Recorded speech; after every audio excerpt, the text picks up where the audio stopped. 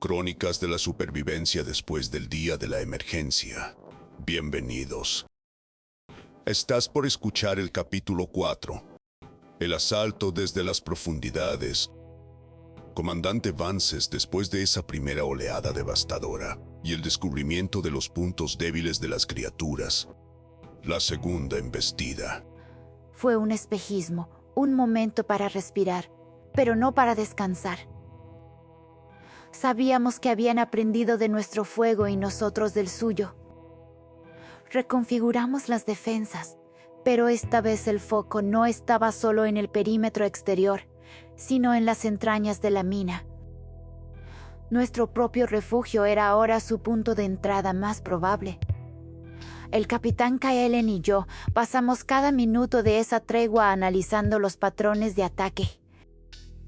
Cada movimiento, cada brecha, cada sacrificio. Estábamos convencidos de que el próximo asalto sería mucho más calculador, más brutal y sobre todo, subterráneo. Se anticiparon a un ataque subterráneo entonces. Era la única lógica militar. Las criaturas no eran estúpidas. Habían visto la resistencia en la superficie y la eficacia de nuestras torretas automáticas. Nuestros ingenieros trabajaron a marchas forzadas para colapsar túneles secundarios, sellar conductos de ventilación y fortificar los principales con explosivos de demolición. La mina se convirtió en un laberinto de trampas y barricadas internas. El capitán Kaelen lideró la formación de equipos de asalto internos armados con munición perforante de nuevo desarrollo y granadas de fragmentación optimizadas. La orden era clara y se repitió una y otra vez. Apuntar a las articulaciones, a los ojos, a cualquier punto blando que hubiéramos descubierto. Cada bala, cada disparo debía contar. No teníamos margen de error. Y la tensión en ese momento debió ser insoportable. Era un silencio diferente al de la primera noche. Un silencio cargado de conocimiento y de la inminencia de la catástrofe. Sabíamos lo que nos esperaba, pero no cuándo ni exactamente por dónde. Los civiles habían sido trasladados a las galerías más profundas del complejo. Zonas que creíamos impenetrables, lejos de cualquier posible punto de entrada primario. Los soldados en las barricadas subterráneas podían sentir la vibración del suelo bajo sus botas. Un golpeteo rítmico que crecía en intensidad, como un tambor de guerra ancestral resonando en las profundidades de la tierra. El aire era pesado, denso, con el olor a roca húmeda y el premonitorio aroma a metal que anunciaba su llegada. Las linternas de los cascos apenas cortaban la oscuridad absoluta de los túneles más allá de las barricadas. Cada sombra era un fantasma, cada eco un ataque inminente. ¿Cómo fue el primer contacto en esa segunda oleada? ¿Fue tan caótico como el primero? No hubo una fosa abriéndose esta vez. No hubo un grito inicial que rompiera el silencio. Solo el sonido ensordecedor de un derrumbe controlado. Los explosivos que habíamos colocado en el túnel principal del sector Gamma detonaron con una fuerza brutal. Era una trampa. Una medida desesperada para ralentizarlos, para sellar una de sus posibles rutas de avance. Pero al disiparse el polvo y el humo de la explosión, vimos que no había sido suficiente. Las criaturas ya estaban ahí, arrastrándose entre los escombros, más grandes, más feroces, con una determinación que nos heló la sangre. No eran las mismas que en la primera oleada. Estas eran diferentes, más robustas, más agresivas. Más grandes, dice. Habían evolucionado tan rápido. No evolucionado en el sentido biológico de la palabra, sino que las primeras que vimos eran exploradoras, una vanguardia para probar nuestras defensas. Las que veíamos ahora eran las bestias de ataque, la punta de lanza de su ejército subterráneo. Sus corazas parecían aún más gruesas, de un negro profundo que absorbía la luz. Sus garras más largas y afiladas como cuchillas, y sus ojos compuestos brillaban con una luz rojiza más intensa y malévola en la penumbra de la mina. El aire se llenó de un olor acre a azufre y metal, el hedor inconfundible de su presencia. Y el sonido de sus múltiples patas raspando la roca era ensordecedor, una sinfonía de terror. Y sus tácticas cambiaron también. Completamente. La primera oleada fue un asalto frontal caótico. Esta fue una incursión quirúrgica. Atacaban en formaciones más cerradas, cubriéndose unas a otras con sus cuerpos quitinosos. Algunas intentaban flanquear por conductos de ventilación más pequeños y túneles de servicio, mostrando una coordinación que nos helaba la sangre por su inteligencia depredadora. El capitán Kaelen y yo estuvimos en el puesto de mando subterráneo. La voz de Kaelen era la calma en medio del caos, dirigiendo a los equipos a través de la red de túneles, recordándoles constantemente los puntos débiles.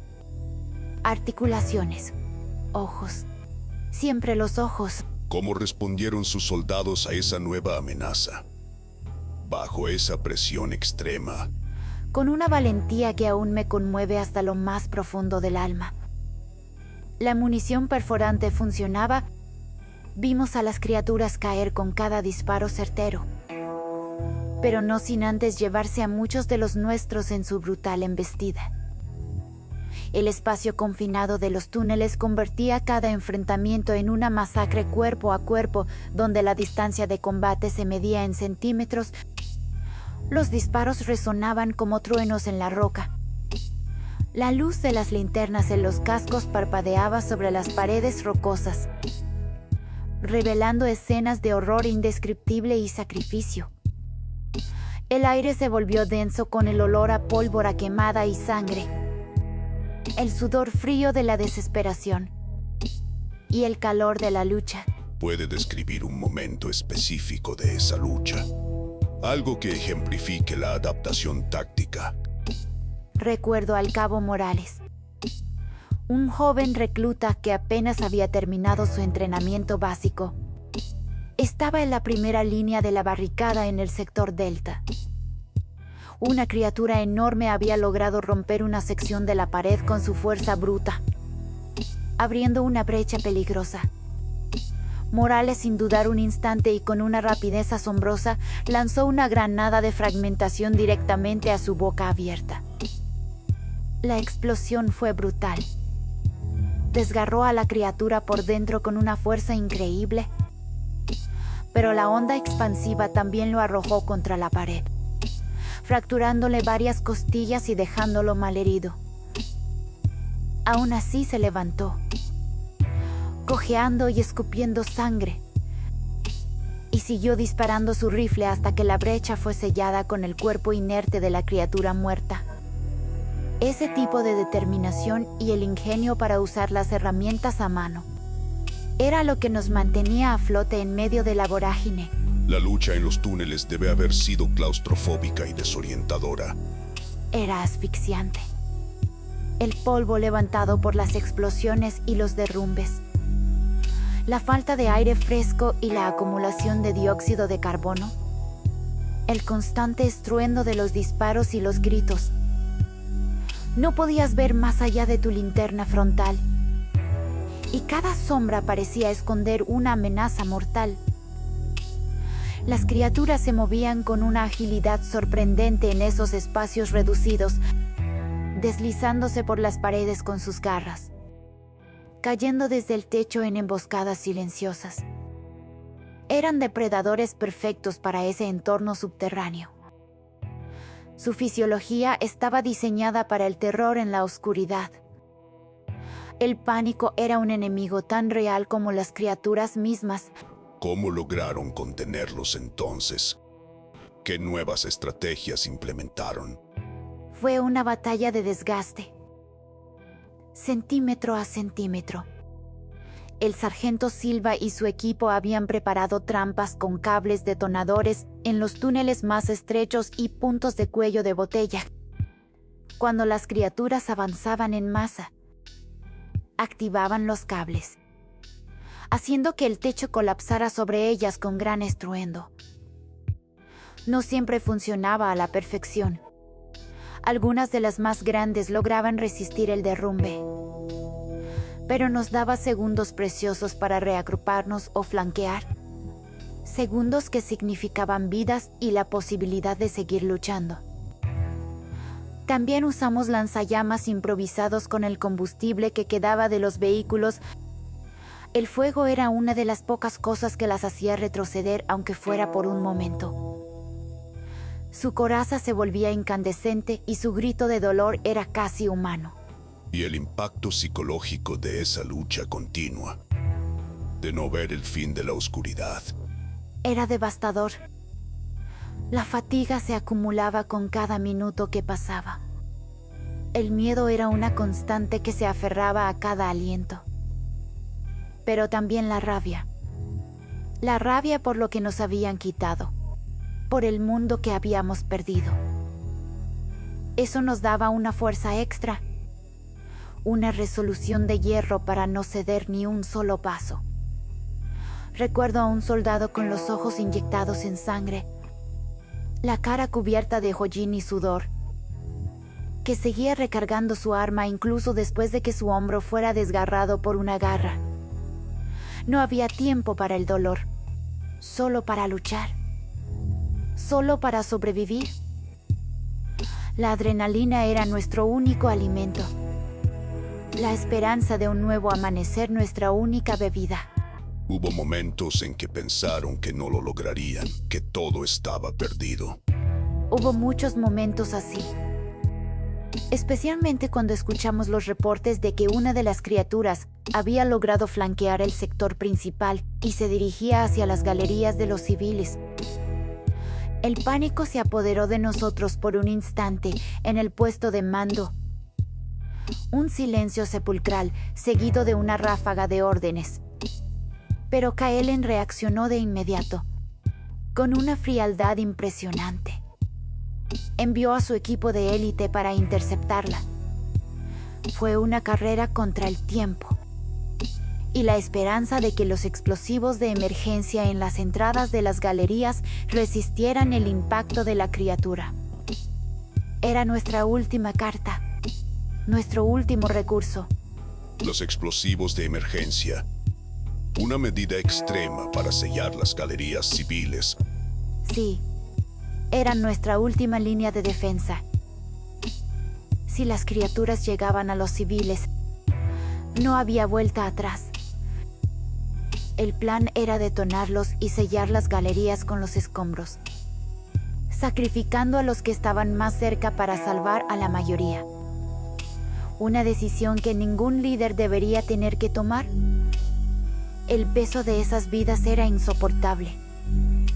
Pero en ese momento de desesperación era la única opción que teníamos para proteger a nuestros evacuados. La esperanza de salvarlos nos impulsó más allá del miedo. Y el equipo de Kaelen lo logró. Interceptaron a la criatura a tiempo. Sí, lo lograron.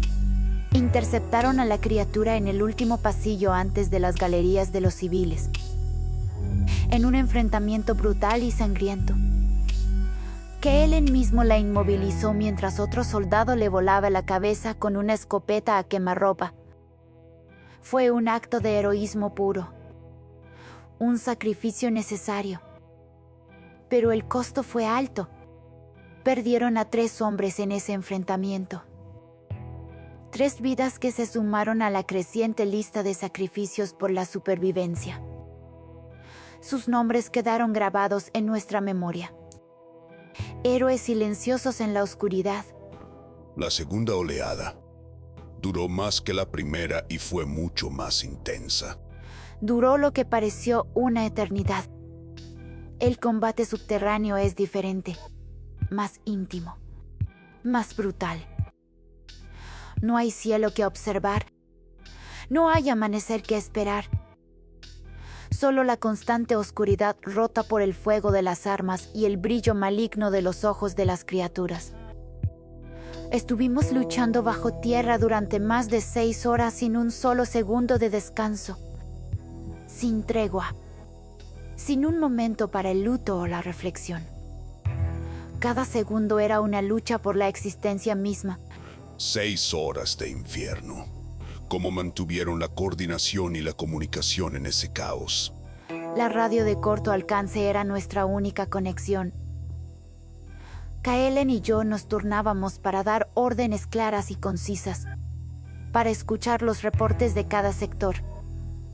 La voz era crucial. Una voz firme podía calmar el pánico entre las tropas. Una voz vacilante podía significar la derrota total. Recuerdo a Kaelen gritando a un equipo que se estaba retirando bajo un fuego abrumador: no se retiren, mantengan la línea. Por el amor de Dios, mantengan la línea. Y ellos respondieron. Regresaron al combate con renovado vigor, inspirados por su liderazgo inquebrantable. La moral pendía de un hilo, pero se mantuvo. Era una batalla por cada metro, por cada vida, por cada centímetro de terreno. Exacto, cada túnel, cada recodo, cada barricada era un punto de resistencia que debía ser defendido a toda costa. Los ingenieros civiles que no estaban en combate se unieron a los equipos de apoyo, llevando municiones bajo fuego, evacuando heridos en camillas improvisadas, incluso ayudando a reparar las defensas bajo el constante asedio de las criaturas. El Dr. Aris y su equipo en el hospital de campaña subterráneo estaban desbordados cada vez que un herido llegaba. Era una victoria amarga. Una vida salvada, pero con el recordatorio del costo de esa salvación. La sangre cubría el suelo de la enfermería y el olor a antiséptico se mezclaba con el de la muerte. Y a las criaturas, su número parecía interminable, una marea oscura. Lo parecía. Pero notamos un patrón. Después de cada oleada de ataque intenso, había una ligera disminución en su ferocidad, como si se reagruparan o esperaran refuerzos de una fuente central. Fue en uno de esos momentos de relativa calma que el sargento Ramos, un experto en demoliciones con años de experiencia en minería, propuso un plan audaz y desesperado. Quería detonar una carga masiva en el punto de origen del ataque subterráneo, un túnel madre que habíamos identificado con los sismógrafos como su arteria principal. Era una oportunidad única para cortar su línea de suministro. Una misión suicida. Arriesgarlo todo en un solo golpe. Casi. El riesgo era inmenso. Pero la recompensa podría ser detener la oleada por completo. O al menos ralentizarla de forma decisiva. Ramos y un pequeño equipo de voluntarios se ofrecieron para plantar los explosivos. Tuvieron que arrastrarse por conductos estrechos y oscuros, evadiendo a las criaturas que aún patrullaban las galerías menos defendidas. Y llegaron al punto crucial. El silencio de la espera fue agónico. Solo el sonido de la respiración entrecortada y los susurros de Ramos en la radio nos daban esperanza. Cada segundo era una eternidad. Cada ruido un posible descubrimiento. Y lo lograron. Detonaron la carga en el túnel madre. Sí, la detonaron. La explosión fue tan potente que sacudió todo el puesto avanzado hasta sus cimientos. Sentimos el temblor incluso en el puesto de mando. Y luego, un silencio diferente al anterior. No el silencio tenso de la espera, sino un silencio de vacío. El túnel madre había colapsado por completo, sepultando a incontables criaturas bajo toneladas de roca y creando una barrera masiva de escombros que cortó su acceso. El sargento Ramos y su equipo lograron regresar.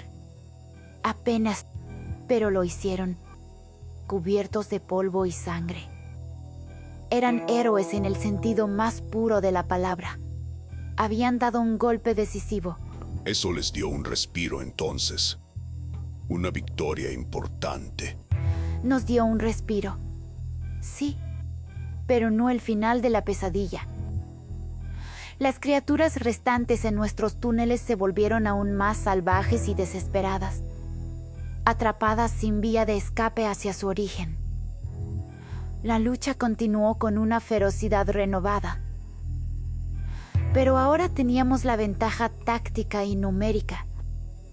Sabíamos que el flujo de refuerzos había sido cortado.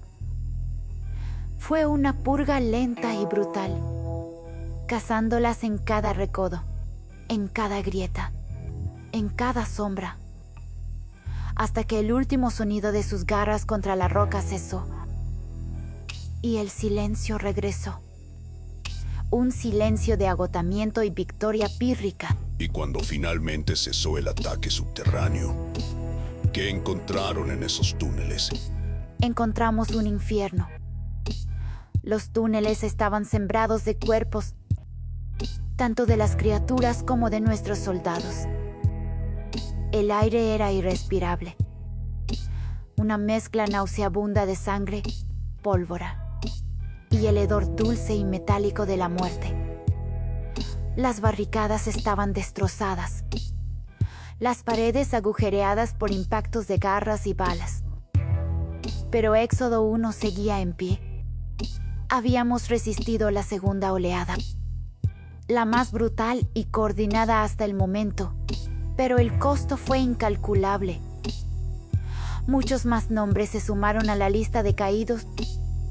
El doctor Aris y su equipo seguían trabajando sin parar en el hospital de campaña. La capacidad estaba al límite. Los recursos escaseaban peligrosamente. La munición era crítica y la moral estaba al borde del colapso. Pero seguíamos aquí, vivos. Comandante, esa noche de la segunda oleada, ¿qué la hizo tan diferente a la primera, más allá de la estrategia de las criaturas? La diferencia no fue solo la táctica del enemigo, sino la nuestra. En la primera oleada reaccionamos con valentía, pero con poca experiencia. En la segunda, nos adaptamos. Aplicamos lo aprendido sobre sus debilidades y sus patrones. La coordinación fue más fluida, la puntería más precisa. Cada soldado sabía qué buscar, dónde golpear para maximizar el daño. No fue menos aterrador, pero fue una lucha con propósito. Una lucha que sabíamos que podíamos ganar si seguíamos aprendiendo, si seguíamos adaptándonos a cada nueva amenaza. Pero la fatiga era palpable. El agotamiento no era solo físico, sino emocional. Ver a tantos caer, saber que cada victoria venía con un precio tan alto, eso te carcome el alma y deja cicatrices imborrables. ¿Y el sol? ¿Cuándo volvió a verlo después de esa larga y terrible batalla subterránea? Cuando finalmente salimos de los túneles, el amanecer ya estaba alto en el cielo. El aire fresco fue un shock para nuestros pulmones acostumbrados al polvo y al hedor de la muerte. El sol, aunque pálido y distante, se sintió como una bendición. Pero la vista del exterior no era menos desoladora. El perímetro aún mostraba cicatrices de la primera oleada. Y ahora sabíamos con certeza que la verdadera amenaza venía de abajo, de las profundidades de la tierra. El capitán Kaelen se acercó a mí. Su rostro cubierto de hollín y sudor, sus ojos cansados pero firmes y llenos de determinación. Me dijo con voz ronca: «Comandante, aguantamos, pero esto no ha terminado». Y yo solo pude asentir porque él tenía razón. La noche apenas comenzaba de nuevo en el subsuelo de nuestro mundo, y el costo de cada victoria se hacía más pesado. El miedo era una sombra constante, pero la determinación de sobrevivir, la voluntad de proteger a los que quedaban, esa era nuestra verdadera fortaleza, más allá de cualquier munición o barricada. Era el espíritu humano inquebrantable, la chispa que se negaba a extinguirse. Esas palabras resuenan. Comandante Vances. El espíritu humano inquebrantable después de todo eso. ¿Qué fue lo siguiente para Éxodo 1? ¿Cómo se prepararon para enfrentar un día más en ese nuevo mundo hostil? Nos lo contará en el próximo capítulo. Gracias por acompañarnos.